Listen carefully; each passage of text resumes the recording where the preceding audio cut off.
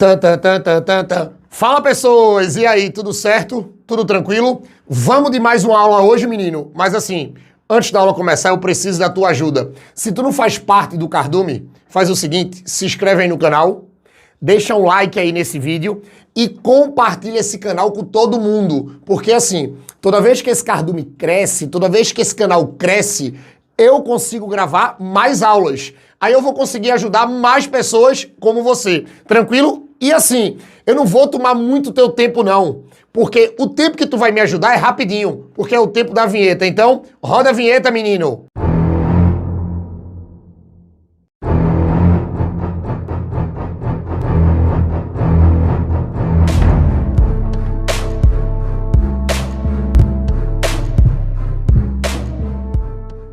Pronto, pessoas, agora a gente vai falar sobre botânica, mas assim, não é qualquer parte de botânica não, tá? Vamos falar sobre histologia vegetal. E vocês sabem, tá? Até vocês acompanham aqui no Cardume, que toda vez que a gente fala de histologia vegetal aqui, a gente tá falando sobre tecidos vegetais, tá? E assim, a gente já tem várias aulas aqui de tecidos vegetais, e quando a gente trabalha com esses tecidos vegetais, vocês têm que lembrar que esses tecidos vegetais, eles são classificados em dois grupos. Os tecidos meristemáticos e os tecidos adultos e permanentes. E assim, lembrem que os tecidos adultos ou permanentes, eles são formados a partir dos tecidos meristemáticos, beleza? Agora, sendo que na aula de agora, a gente vai falar sobre o colênquima.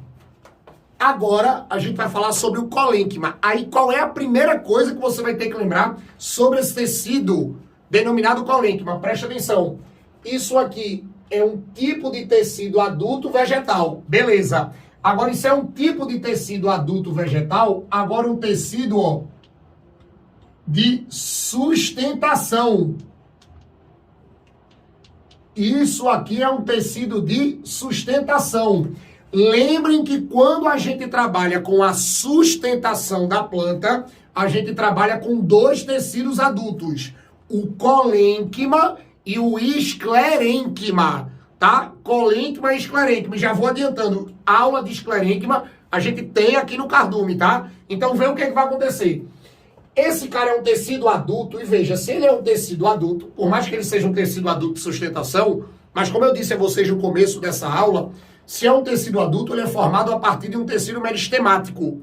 E o tecido meristemático que vai formar esse tecido adulto, ó, é um tecido que a gente chama de meristema. Ó, esse cara é formado a partir do meristema fundamental. Lembrem que esse cara ele é formado a partir do meristema fundamental, tá? E o meristema fundamental é um tecido meristemático primário. Ei, o meristema fundamental é um tipo de tecido meristemático que a gente classifica como primário. Então, o danado do tecido adulto, chamado de colênquima, ele é formado a partir de um meristema primário, chamado de meristema fundamental. Cuidado com isso, tá? E assim, como o nome já está dizendo, como ele é um tecido de sustentação, claro que ele vai promover na planta resistência e flexibilidade. Além de dar resistência, ele também vai dar certa flexibilidade. Até porque é o seguinte, ei, olha para cá. O colênquima, ele não é tão rígido quanto o esclerênquima. Lembrem que o outro tecido de sustentação chamado de esclerênquima, ele é muito mais rígido.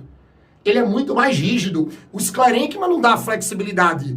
O colênquima não. O colênquima, ele tem uma rigidez, ele garante uma sustentação até um certo ponto para vários tipos de plantas, mas ele também dá flexibilidade à planta, tá? E olha para cá, presta atenção, que aí vocês vão começar a encaixar as coisas no juízo. Ó, as células adultas, ou seja, as células que vão formar esse tecido, geralmente a gente chama essas células, ó, de fibras colenquimáticas.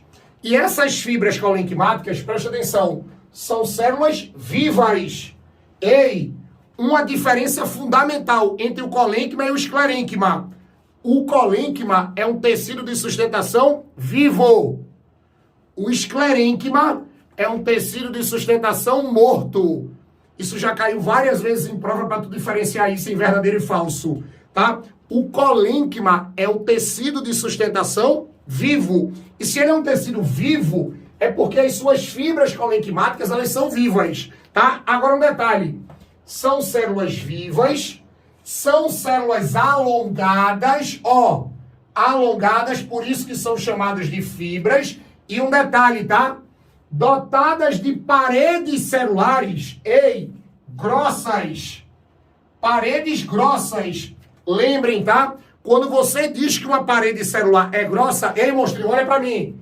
Quando você diz que uma parede celular é grossa, é porque ela é espessa. Isso aqui é a mesma coisa que espessa. É porque a parede é espessa, tá? Agora, é uma parede espessa, mas são paredes rígidas. E se perguntarem a vocês por que essas paredes são rígidas, principalmente como elas são paredes grossas, na área de espessamento, ó, elas se tornam muito rígidas por causa do reforço, de celulose. Por causa do reforço de celulose. E pelo amor de Deus, tá? Lembrem que celulose é um polissacarídeo, ou seja, é um carboidrato, é um açúcar estrutural. E a grande finalidade da celulose é dar resistência. Então, se você pega uma célula que a parede é grossa e essa parede grossa ela tem reforço de celulose, isso é uma parede rígida. Por isso que garante, garante a resistência e garante a sustentação da planta. Por isso que garante a resistência e garante a sustentação da planta. Agora tem um detalhe, tá? A diferença do colênquima para o esclerênquima, lembrem que o clorênquima, que é o que eu estou falando agora, não tem uma substância chamada de lignina.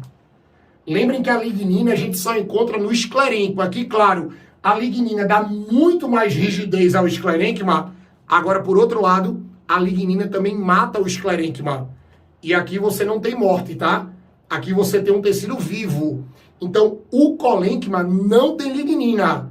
Agora tem reforço de celulose para garantir resistência, para garantir, suportar a danada da planta. Agora tem um detalhe que muita gente esquece. Olhe, as paredes da fibra são paredes espessas, beleza.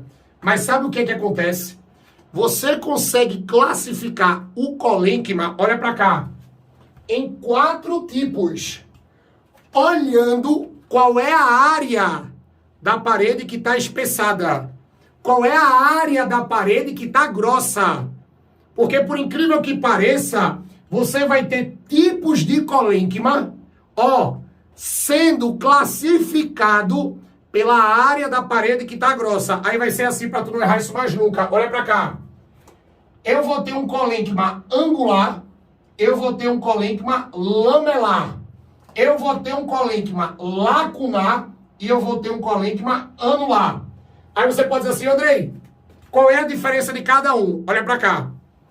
O colênquima angular, eu já vou adiantando, tá? Ele é o mais comum. Ele é o que mais aparece nas provas. Geralmente, quando a prova nem cita essa classificação, você já sabe que é um colênquima angular. É o mais comum. Olha pra cá. O colênquima angular, a área que vai estar mais grossa na parede, a área que vai estar mais grossa na parede, é a área dos ângulos.